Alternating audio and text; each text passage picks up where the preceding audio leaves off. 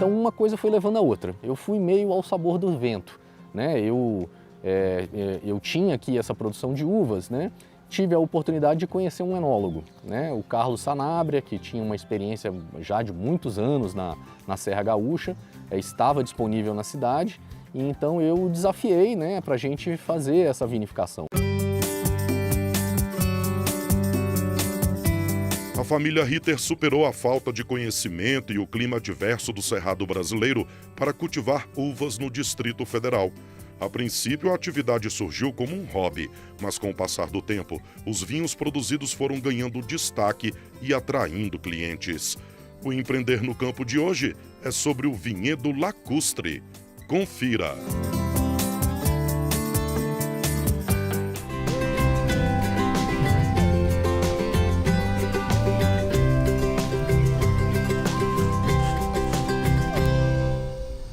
Olá, começa agora o programa dedicado a quem enxergou oportunidade no meio rural. Este é o Empreender no Campo, seja muito bem-vindo. Quem me acompanha hoje é o Juliano Elias Pereira, pesquisador da Embrapa Uva e Vinho da área de enologia.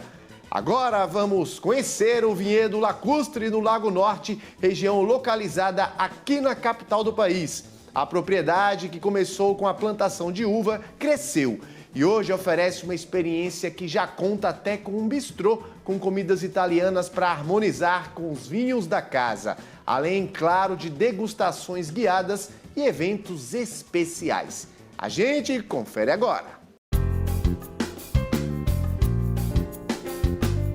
Meu nome é Marcos Ritter, eu tenho 43 anos e eu sou arquiteto. Desde 2020 eu toco um projeto de vitivinicultura chamado Vinhedo Lacustre. O projeto começou com um atendimento ao público há mais ou menos 1 ano e meio. Anteriormente era apenas uma área rural onde se cultivavam uvas. Desde então nós temos recebido pessoas com cada vez mais frequência. Começou com degustações aos fins de semana, convidando alguns amigos, alguns clientes, e tudo isso foi evoluindo para uma frequência maior e maior de pessoas, diferentes formas de recepção. Evoluímos para a enogastronomia e atualmente a gente recebe praticamente todos os dias, a partir de terça-feira. Segunda-feira é a folga da equipe e a partir de terça nós recebemos para jantar, mas ao fim da tarde já é possível dar início. E aos sábados e domingos nós recebemos desde o turno da manhã até a noite. A história do vinhedo lacustre começa no ano de 2010. O meu pai teve notícias da técnica da dupla poda, que é uma técnica que inverte o ciclo natural da videira, que normalmente colhe-se no verão. Com essa técnica é possível colher no inverno, e aí as condições aqui da nossa região ficam mais favoráveis. Ele, sabendo dessa possibilidade, ele foi atrás de um sonho que ele tinha há muito tempo, que era de fazer um vinho brasiliense. Ele tinha essa área aqui há mais de 30 anos e cultivava esse desejo, porque sempre gostou de agricultura e gostava de vinhos. Então ele foi atrás de pessoas que pudessem ajudá-lo, trouxe um profissional do estado de São Paulo, ele morou aqui na propriedade e implementou o seu primeiro parreiral, naquela ocasião com uvas de mesa, uvas americanas da variedade Isabel, que é uma uva mais rústica, né, uma uva mais fácil de conduzir. E como ele obteve sucesso, ele ficou mais animado em evoluir para as uvas viníferas, as uvas europeias. Eu precisei ir atrás, né, de um viveiro que pudesse fornecer. Encontrei um viveiro na Serra Gaúcha, na cidade de Farroupilha, que me mandou de avião, né, essas mudas. Rapidamente a gente providenciou o plantio e naquela ocasião implementamos diferentes cepas. Mas as que se mantiveram, as que deram certo, foi Cabernet Sauvignon, Syrah e Merlot e Pinotage, sendo essas as uvas que a gente tem corriqueiramente. Mais recentemente eu fiz novos enxertos experimentais de diferentes variedades. Eu sou empresário no segmento da construção civil desde 2008. Sempre atuei na área de execução de obras. A minha formação é arquitetura, mas sempre tive um viés empreendedor. E por ser um enófilo, né, uma pessoa que é apaixonada por vinhos, Ao visualizar essa possibilidade, né, dentro da minha própria família, uma coisa levou a outra. Eu já tinha o tino empreendedor e acabei indo atrás dessa paixão que são os vinhos. O início da atividade empreendedora aqui na propriedade foi um pouco casuístico. Sempre foi o hobby do meu pai, o plantio de uvas. Devido a um problema de saúde repentino, eu precisei assumir imediatamente. Eu já o acompanhava, né, aos fins de semana, algum conhecimento eu tinha, mas eu me vi obrigado a aprender muito rápido, né? Hoje em dia nós temos o privilégio de ter conhecimento à disposição. Não é muito difícil você se instruir a respeito de algum tema, porque você tem toda a informação, né, em cursos, na internet, em bibliografias de fácil acesso. Nós temos, por exemplo, a Embrapa, que tem publicações excepcionais, né? Então num primeiro momento, eu me eduquei sozinho, né? Eu fui atrás disso e posteriormente eu então comecei a participar de qualificações mais formais, né? Estou conduzindo uma pós-graduação em viticultura e enologia e fazendo cursos da Associação Brasileira de Sommeliers e outros cursos também livres. A ideia, na verdade, nunca foi de empreendimento, nunca foi comercial. Era a atividade de diversão do meu pai, era o hobby dele. Porém, quando eu tive a necessidade de conduzir a propriedade e conhecendo as pessoas do mundo dos vinhos, num primeiro momento eu fiz a venda da produção. E aí fui conhecendo os atores, os players aqui de Brasília deste segmento e fui muito aconselhado por eles, inclusive, que haveria uma oportunidade de negócio aqui dentro. E além disso, eu tenho realmente um viés, assim, faz parte da minha personalidade, o empreendedorismo. Então uma coisa foi levando a outra. Eu fui meio ao sabor do vento, né? Eu tinha aqui essa produção de uvas, né? Tive a oportunidade de conhecer um enólogo, né? O Carlos Sanabria, que tinha uma experiência já de muitos anos na Serra Gaúcha, estava disponível na cidade, e então eu o desafiei, né, para a gente fazer essa vinificação. Ele abraçou o projeto, achou ótima a ideia. Eu já tinha alguns equipamentos que eram do meu pai, adquiri mais alguns e demos início. Ele então tinha alguns clientes, eu tinha amigos que também eram apaixonados por vinho. Começamos a convidar esse pessoal e as degustações começaram a acontecer. Nós tínhamos aqui o ambiente agradável, ele tinha um conhecimento técnico e nós juntamos as duas coisas. Depois disso, isso começou a se tornar recorrente, né? A demanda por degustações de vinho começou a se tornar muito frequente. Observando os visitantes e dialogando com eles, né, às vezes eu escutava eles falando: e aí, nós vamos almoçar onde? Né? Então apareceu a ideia já de juntar a enogastronomia, que é uma evolução, né, uma complementação da experiência enológica, né? A comida junto com o vinho é um potencial assim, de sensorial muito maior, exponencialmente maior. Então uma coisa foi levando a outra, né? Observando realmente as demandas das pessoas e fazendo também aquilo que estava na nossa esfera de desejo mesmo, né? Muito aqui o que a gente trabalha é pelo propósito, né? A gente pensa, nossa, não seria tão legal se a gente conseguisse, além de oferecer o vinho, também oferecer uma experiência gastronômica completa. Então, sempre me aliando com pessoas, com bons profissionais desse segmento, a gente está conseguindo transformar isso numa realidade. Quando a gente pensa numa vinícola, normalmente isso são áreas rurais distantes, né? Assim, com difícil acesso, estrada de chão, etc. Né? Nós tínhamos o privilégio de termos uma chácara numa zona praticamente urbana. Inclusive, eu acredito que aqui é a última área rural dessa região, as outras todas já foram convertidas em residenciais. E a cultura da uva, ela tem essa particularidade que em áreas pequenas você consegue ter uma produção consistente.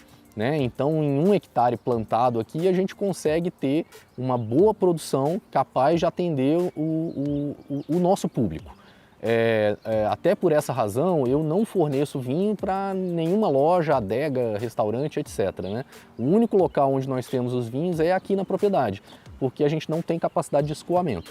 E além disso, nós entendemos que consumir o vinho na propriedade, participando desse processo, experimentando, tornando a vivência desse dia a dia, torna o nosso produto muito mais interessante. Ou seja, nós conseguimos o chamado valor agregado por meio da experiência, não apenas um produto que está numa gôndola de supermercado. Eu costumo dizer que o meu produto não é vinho, né? O meu produto é experiência, é memória. O que eu vendo aqui, eu sou um vendedor de memórias, de bons momentos. Então, o vinho sozinho, ainda mais um rótulo de uma gôndola, num supermercado, etc., ele digamos que ele não tem tanto valor agregado, né? Ele precisa estar com uma carga sentimental por trás dele, que seria a história da propriedade, o sonho do meu pai, o nosso desejo visionário de tornar esse projeto real. Tudo isso, as pessoas, ao saberem disso, ao experimentarem, a visitarem a propriedade, que também é muito bonita, verem a vista da cidade, tudo isso soma, tudo isso vai dando valor para o nosso produto.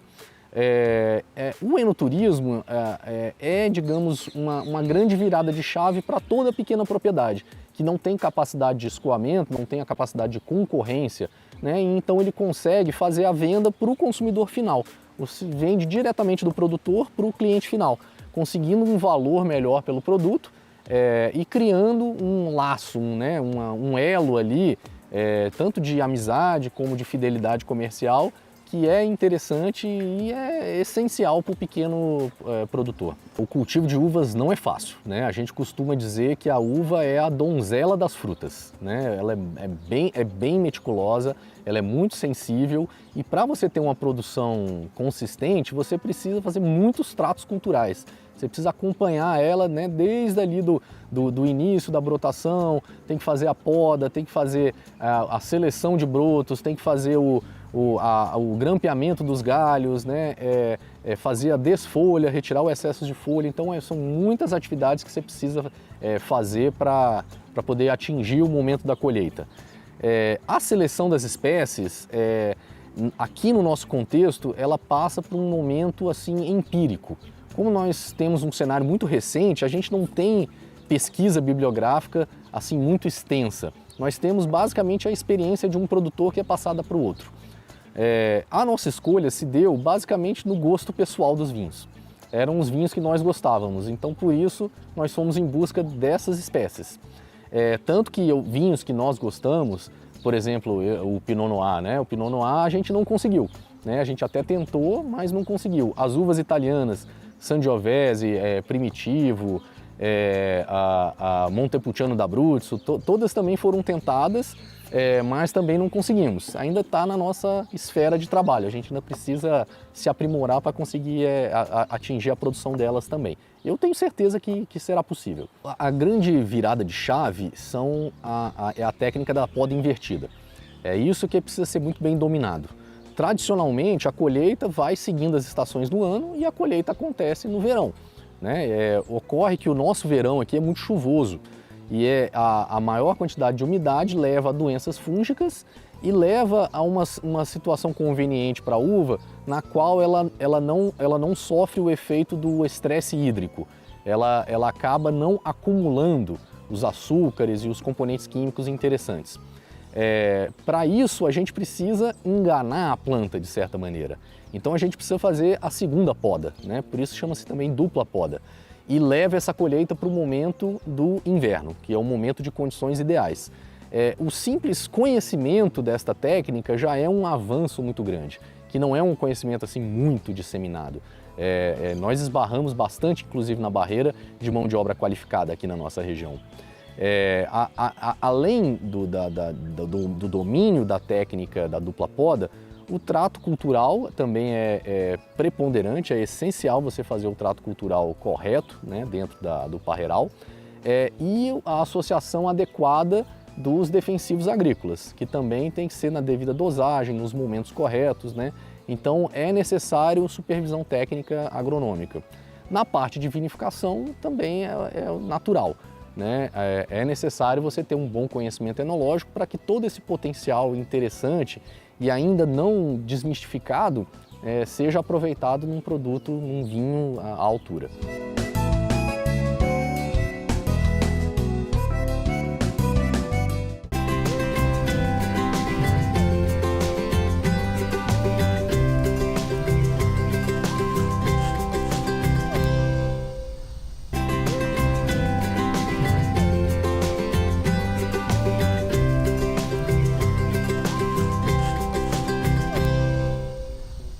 O Empreender no Campo está de volta. No primeiro bloco, conhecemos aí as variedades do vinhedo lacustre que são desenvolvidas na propriedade do Marcos Ritter, aqui no Distrito Federal.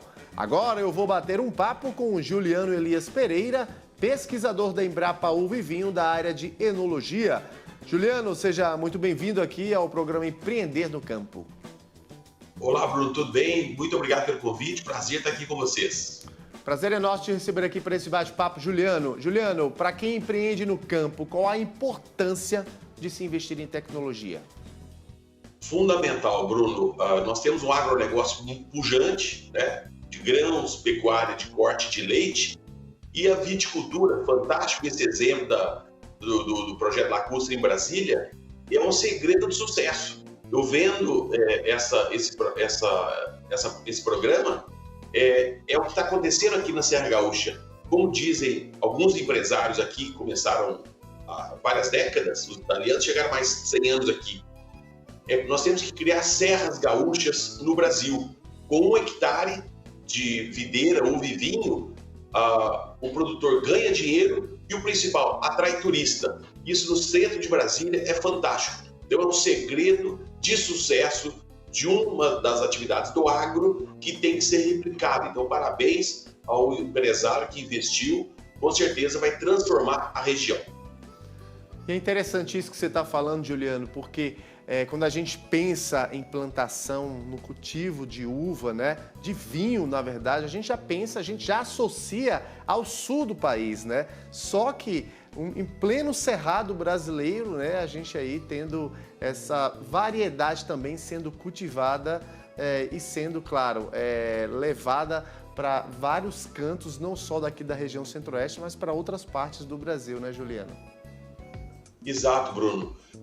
Como eu disse, repito, o agro pujante foi, e sempre será importante. De soja, algodão, boi, trigo, milho, etc.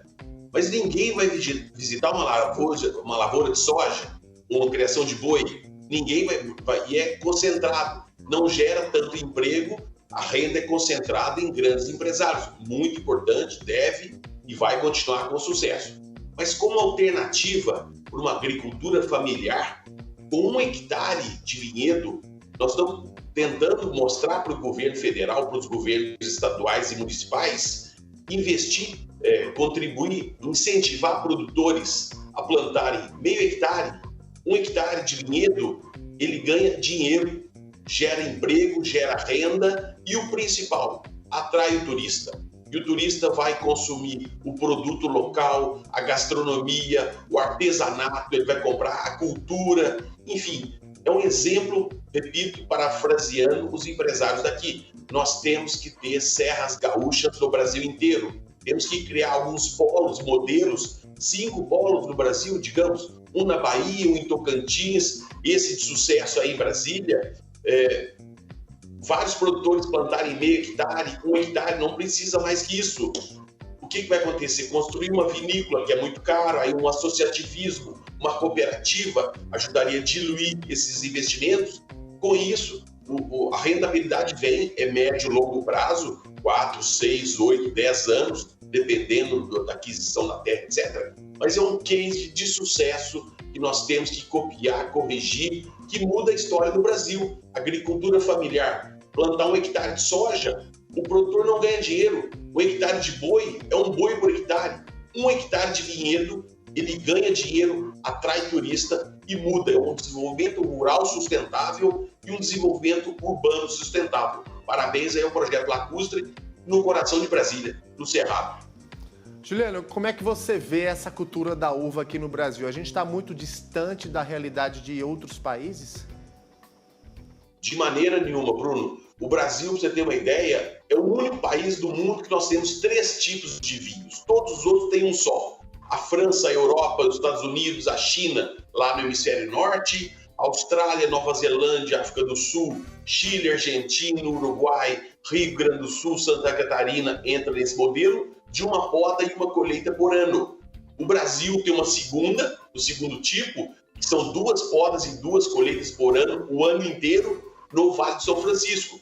Todos os dias, todas as semanas do ano, no Vale de São Francisco, temos videiras sendo podadas e sendo colhidas. E um terceiro modelo, que deve ser o caso desse do projeto lacustre, são os famosos vinhos de inverno. Famosos porque a qualidade está muito impressionante, é muito pouco conhecido ainda.